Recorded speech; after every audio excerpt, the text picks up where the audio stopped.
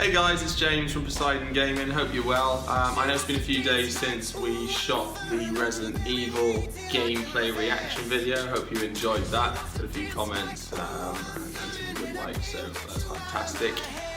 This next video is a little bit out of the norm. I argue that if you like games, you tend to like films. And recently I was at the Zurich Film Festival, and Thurman was an actor, a Kill Bill showing. It was the first time I've seen it on the big screen. It was fantastic. But did a recording of the question and answer session with Thurman after the film. Here it is, and hope you enjoy.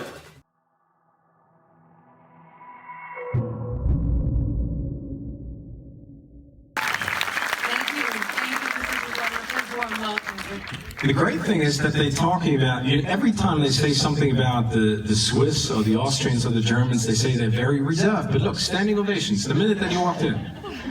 Uma, it's great to have you. This is your first time in Zurich. Pretty much, yes. Okay, so you haven't had the chance to check anything out, but hopefully we will see you walking along the river and around the lake. That would suit me just fine. It's an absolutely beautiful city. Uma, it's been so great to see this movie back on the big screen. It's been 13 years since it came out, and as far as I know, you started talking about a movie like Kill Bill, I think, while you were filming Pulp Fiction. Yeah, the sort of origin of Kill Bill, I think there's many different origins and stories, but we had such a good time on Pulp Fiction that we would shoot, and then on Friday night at the end of work, we would all go out together. And so we went out and we were, I don't know, in some place, and Quentin was explaining to me what genre filmmaking was. And I had been making movies myself since I was 16, the time I was 23, so I really was so ignorant. So he was explaining about what grindhouse was and horror was and revenge films and women in prison movies, and all of these different things were in fact specifically their own genres. Hello! Somebody chose a life in cinema but didn't know very much about it. That was me. So anyway, so we were talking and just as we went on about, we got excited about the revenge concept and the idea of Beatrix Kiddo, the blood-stained bride, was sort of emerged. And then in fact he went and wrote the script, so that's how it started. How much were you involved in actually creating the character, the bride? I mean, did he just pitch you the idea and then you said, okay, I'm in, and you sent me the script once it's finished? Well, Beatrix was named, and Kiddo Quentin gave her, Beatrix I gave her. And then I love how he kept her name a secret throughout, the whole movie. Like, he throws these wonderful, odd, sort of interesting character things into the filmmaking. He's so unique that way. I guess I was mostly what I would call like a frontline reader. So while he was writing, he would be sending me pages, or if we were together, he would be reading me pages and pages and pages. And he wrote, I don't know, like 3 times the script that we shot. There were so many things that he came up with and did that didn't wind up in this section of the movie. Yeah, it was an amazing thing to experience. The original cut, as far as I know, was 4 hours and a couple of minutes long. So when he sent you the script, how long was it, and what did you think after you've been talking about the idea? Well, I have to find it. I have it in my house, but it was really fat. It was about that fat. But Quentin writes in longhand with felt tip pens, and that's the way it is. So who knows what it is? But I mean, basically, the thing was changing and evolving all the time. When we did Pulp Fiction together, it was very like the script that he wrote. It was contained, and in the case of this movie, it seemed like it was a very organic process as it was developing for him. You've worked on 2.5 or 3 movies, Kill Bill Volume 1 and Volume 2 and Pulp Fiction. What makes him so unique? Because, he is a movie? You tell me. Crazy. You know, I leave it up to everybody else. No, but what is it I like? can't just define him. That's not my job. Okay, but it seems to be exciting to be working with him on these kind of movies. Definitely. Once you got sent the script, because it's such a strong character, not only physically, but also when you look at the lines, because there's a lot of dialogue in this movie and in all his movies. What was it like? What did you do in preparation? Did you go through a lot of kung fu movies, basically to get into the spirit from what he was talking about? How did you prepare? He took me through a lot of films and was sending me things to watch all the time. But even then, I probably didn't really believe what we were actually going to do, you know. And especially because the pretense was it was just going to be one movie. So you look at the thing and go, oh, well, we're never going to get all that done in there. This is never going to happen, not in one movie. So of course it wasn't one movie, it was two movies. So it all made sense. But yeah, no, I trained for many months, and you know, obviously I was not already an established kung fu action star. I did have a career beforehand and do other things, but killing dozens of people was never really usually part of my script selection process, you know. So what intrigued you doing this? Because you just mentioned the script, you know, the process that you basically do in choosing your project. What does a project need to have in order for you to say, yes, I'm interested, I would love to do it? Well, I mean, this movie is unique in my life because obviously it was written for me. So, you know, when something is written for you by a person who is basically considered a genius in their field, that's what you do. It's like, what are you gonna do? How do you say no? I mean, my process otherwise is, you know, I look at interesting directors. I can read. I sometimes notice a good story when I come across it. So that's the basic approach that you have. You just mentioned that you've worked with a couple of really great directors. Gus Van Sant, for example, you did something with Woody Allen. Joel Schumacher, interesting movie, by the way, that you did with him. You know, looking at the body of work, where would you place Kill Bill in regards to your career? And looking back at it now, from this point of view, what does it mean to you, especially the role and the character? Well, you know, I guess it's sort of an apex of a point of experience in my life. I had two small children, and I had to change myself physically a lot to play that role. And a lot pivoted and turned and changed in my life afterwards. So, I don't know, it was definitely a gigantic milestone.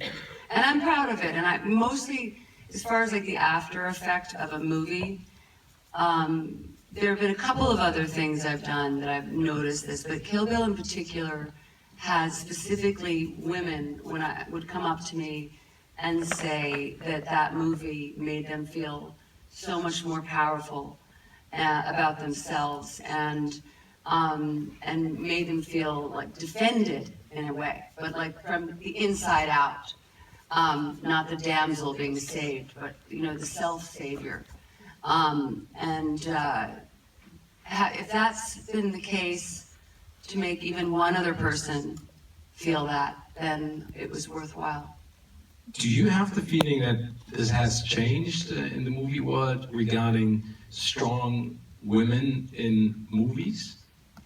You know what, people always say that about portrayal of women in movies, but you know what's weird about the portrayal of women in movies is that in the beginning of cinema, women were actually far more powerful than a lot of roles that you see today, like Bette Davis, Betty Bacall. You know, a lot of these iconic stars, Marlene Dietrich. I mean, these women ate nails for breakfast, and all were carrying their own movies, and people were flocking to come see them. And you know, some sort of weird reversal kind of has happened, a rollback, and which we are then trying to roll back again. But from the beginning of cinema, the female movie star was a magnificent bird of prey. this is something that you do because you're an actress, but how difficult was it? Because you are a very peaceful, calm, strong person, very relaxed. To play someone with that anger and hate, did you have to, I mean, what when... Yeah, you have to just make it up. Good. That's always the most important thing, basically. Yeah, I just gotta make it up.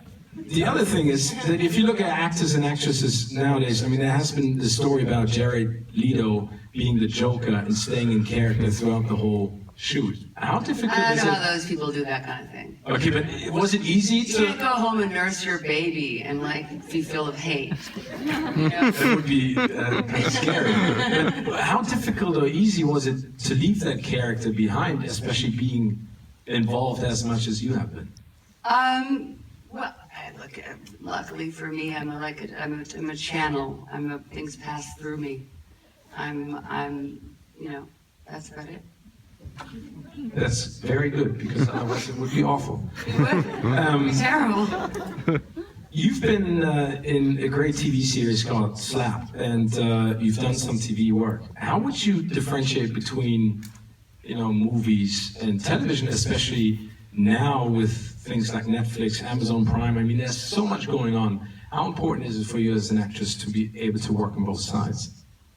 Well, the experience can be different. I mean, the Slap that I made was written and showrun by John Robin Bates, who's like one of the great American playwrights of his time now. So that was of like a cinematic quality style of writing. What we would traditionally think of as cinematic, more serious. But I don't know, I just look at it as, there are just different art forms. There's the 90-minute narrative, 120-minute narrative, these sort of structures of these things. And then personally, I've really loved watching a 10-hour narrative play out, and the characters get to unravel and unload themselves, and the plots twist and magically manage to continue to manufacture more and deeper interest. So I like, they're just different forms. It's like saying, do you like a watercolor or an oil painting or a photograph or a movie? I mean, they're just integrally different things, all of them valuable. The thing is, though, that a long time, a couple of years ago, it was difficult for actors and actresses to make the transition from TV screens to big screen. It's all over now. So does that make it better and easier to work as an actress nowadays because there's more out there, more interesting things? Well, the British never actually cared in their system of theatricality about whether they're doing a radio play, a stage play, or a film. I mean, all the British actors always moved freely from all of these genres. It was just the American sort of Hollywood idea, packaged idea, where there was some sort of snobbery or something. So yeah, the more the merrier. I mean, this creative work is communication in a lot of ways between people, and the richer and more vast and inclusive the communication, the better. I would like to jump back to Kill Bill Volume 1, because you just mentioned you have the script somewhere at your house. Is there anything else? Because I see that young lady over there in the exact outfit. Oh, great outfit. Is there anything else that you've kept from the shoot that you have? I have my sword somewhere. Just in case. Yeah. So you basically took it and you have it. Is that something that you love to do? Take something from the movie as a personal item to remember what you experienced and have? Yeah, no, I have some souvenirs. I'm not quite as acquisitive as some actors I know who have every last thing that. Would you like to have some water? Yeah, actually, that would be helpful. But anyway, yeah, no, it's nice if you can keep a souvenir. Is there a chance, because there's so many great scenes in the movie, if we could talk about one or two of them? For example, one of my favorite ones is at the sushi place when you enter and you basically want to get your samurai sword, and the parts of the dialogue is in Japanese, and then you answer in Japanese.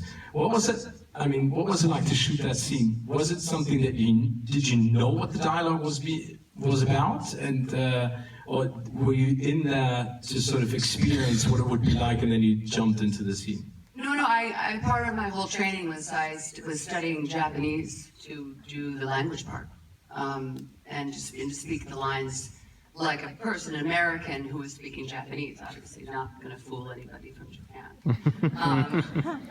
So yeah, I was studying that for a long time as well.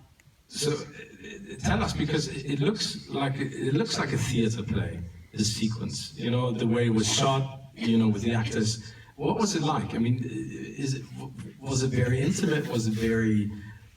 Was there a lot of improv in that dialogue, or was it? No, there was not a lot of improv. That was a set piece, and it was shot in Beijing. This section of the movie actually was largely shot in Beijing, with some exteriors in Japan. Interesting. Mm-hmm. Shooting a Japanese scene in China.